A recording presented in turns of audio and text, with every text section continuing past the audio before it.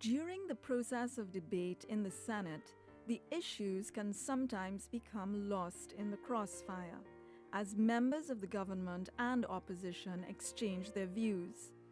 The duty often falls to the members of the independent bench to ensure that the issues remain in the foreground so that the business of the House can go on. This is the view held by Reverend Daniel Teelucksingh, who served as an independent senator from 1992 to 2001. I realize that the independent bench is like the conscience of Parliament. I really believe that there are times when serious issues are being discussed and very good party members who are MPs, they had to give in to the dictates and the decisions of the party. The role of the independent senators is different. And this is what I enjoy. I reveled in the freedom you have as an independent senator. That you don't have to toe any party line. The president puts you there, he has some kind of faith in you, and you are not even accountable to the president. He just appoints 9 independent senators, and that's it. No looking back. He knows what he is doing, he believes in you, he expects you to go and be an independent senator, not so with the elected member of parliament. So one of the most beautiful things about the independent senator is that he is accountable to almost no one, maybe the whole population. He's accountable to them, and that is very important.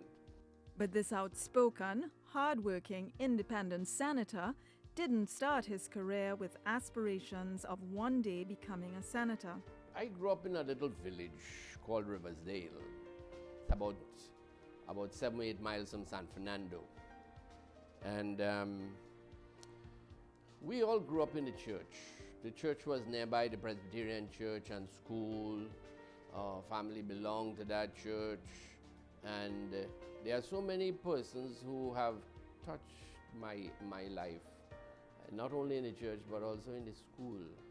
A vital part of our growth and development as children and young men in that community was the influence of 2 institutions, the Presbyterian Church and the Presbyterian Primary School. I didn't get a chance to go to college, but in those days it was fashionable for students to move on from Standard 5 and the other classes and be a pupil teacher. Spurred on by his family's strong religious beliefs, Daniel Teelucksingh answered the call to the ministry in 1963, and he has continued to serve the church until this day. I told myself, well, I think it must have been operative in my mind for many years that I could stay on and help the church because there was a serious shortage of what you may call priests, ministers. And at the time of getting into training college, I said, you know what?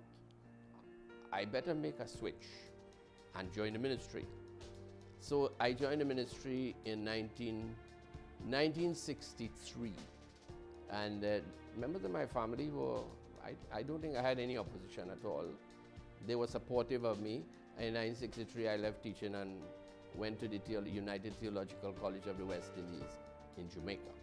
President Nur Hassan Ali asked Reverend Teelucksingh to become an independent senator for the 4th Republican Parliament in 1992. Never one to back down from a challenge, Daniel Teelucksingh accepted the appointment, viewing service to his country as an extension of his service to God. When I was asked by President Nur Hassan Ali if I would be an independent, if I would like to be an independent senator, it took me a while to make up my mind. Because that was not scary, but at least it was a brand new field, and I thought that I would give it a try. I thought it was an honor too. Reverend Teelucksingh impresses many people, including me, as a very warm, friendly, and certainly approachable person. Qualities, of course, which go to make him such a vital part of the Presbyterian Church and of our society as a pastor and friend to so many people. First of all, his family background. And you know, in our days, in the early days, family life was very important, and family training. You had to be well brought up in your own family. That was very, very important. So he would have had that background. Then, of course, he had his own educational background while he was studying, and then, of course, while he was being trained to become a minister of religion. So he was very well trained, I think, and well equipped to do what he was doing at the time. From the outset, Reverend Teelucksingh determined that he would always be prepared to make a valuable contribution to a wide range of matters, and not merely those of a religious nature. This came as no surprise to his family, who were well acquainted with his multidextrous abilities. He would be a jack of all trades and master of all.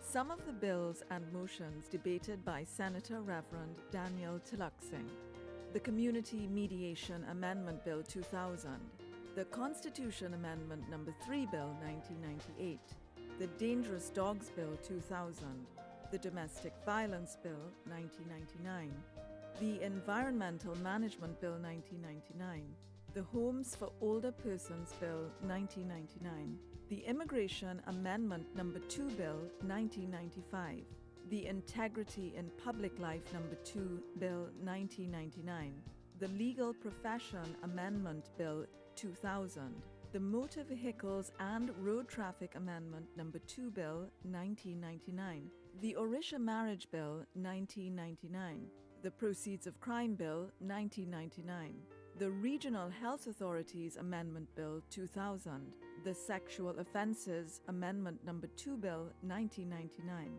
the Socially Displaced Persons Bill 1999, the State Land Regularization of Tenure Bill 1998, Motion to Confirm the Excise Duty Compressed Natural Gas Order 1999, and Private Motion Vagrancy. Here is it, I found myself determined to understand and appreciate the work of the Parliament at any particular sitting of the House or of the Senate. And if today we are dealing with any one of those bills on any issue whatsoever, I made up my mind I am going to understand what it is about. And in so doing, I found myself participating in so many issues. I am convinced that he demonstrated the ability to bring together the interests of the state and of religion in his capacity as a parliamentarian or as a senator, and in his total life, because he continues to be so concerned and motivated and directed in his life, bringing together in a holistic manner, in a total manner, all aspects of human existence. When he was a senator, I remember as a child that I was so proud and excited to see him on television, to read about him in the newspapers, to hear him voicing his opinion on the radio. This also broadened my horizon as we became interested, both my brothers and I, became interested in the national and international news and the legal issues in the country and in the world. He was committed to ensuring that the Senate used its powers within the Constitution in service to the people of Trinidad and Tobago. Religion was never a part of his presentations, his debate. Values, yes. Discipline, yes. Honesty, integrity. But he did not preach religion. He preached principles and values and that type of thing. And I think we all admired him for that. It is the interests of the citizens, of the people of Trinidad and Tobago, of people on the whole, which really matter. Their genuine development, right, as human beings in a humane society.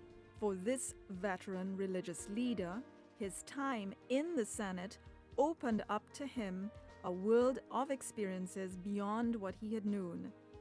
One of his most cherished memories was leading the Trinidad and Tobago team in St. Lucia for the 26th conference of the Commonwealth Parliamentary Association of the Americas and the Atlantic.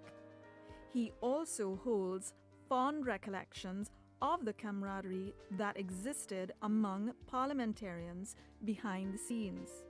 One of the things I will remember is the tense struggles. Almost you wonder if there's a war between government and opposition in the parliament, especially when certain matters were seriously debated. I mean, they were all fighting for turf, protecting turf. You would think that they were real sworn enemies. And when we went to the tea room, because there was a tea break,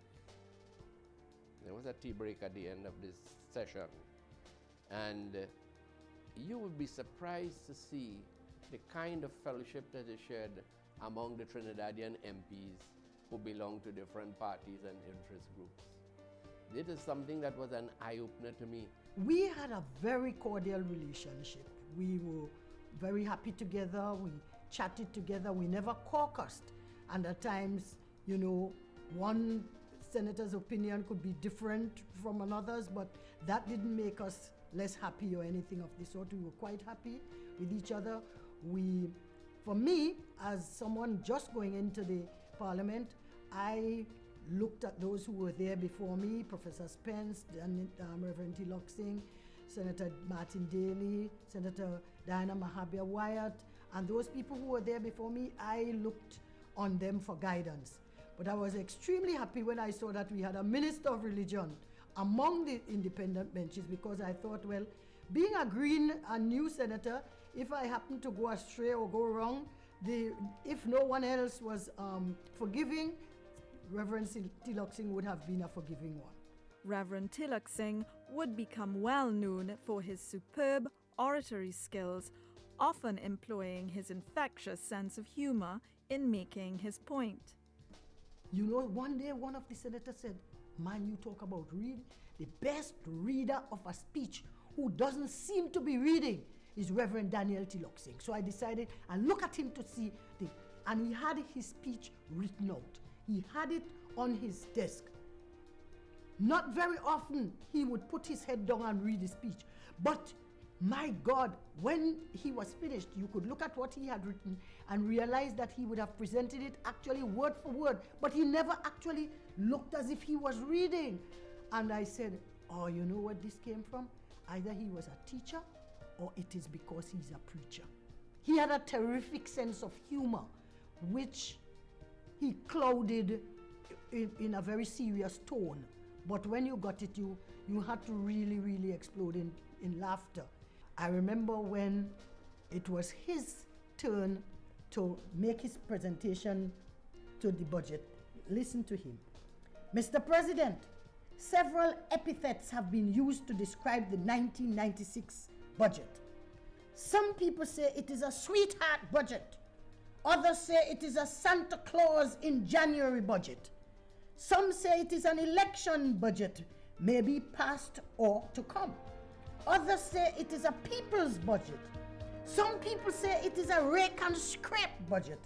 I would like to add to this list of descriptions my own. It is a budget that is bold and beautiful. that was the type of person that Reverend Teelucksingh was. In the Senate, in the church, or with his family, Reverend Teelucksingh endeavors to live what he believes, becoming all things to all people. My father's service in Parliament enhanced his life, because I have found that as a minister of religion, he has become even more outspoken. I found him more knowledgeable when it comes to the current issues. I have found that his sermons are vitally alive as they touch on social and personal problems of the congregation. As a result of his time in Senate, I have found that as a family that we tend to speak out more and we act responsibly and without any kind of fear or favor. He's such a dynamic person, he's such a lovely person, and he is really a very good man. And he's a good family man as well. So he understands people, he understands his congregation, and he gets along very well with everybody. A genuine servant of God and humanity, Daniel Teelucksingh will always be remembered for his dedication to the improvement of life for the citizens of this country and the restoration of politics to its noble origins. Politics is a beautiful thing, I have learned. It's one of my experiences. Politics is about people and religion is about people. The baseline is people. And this is why I think it's a very beautiful and noble calling for those who feel that they can serve in politics. Because you serve in people. Go and do it well. And you're going to enjoy what you're doing.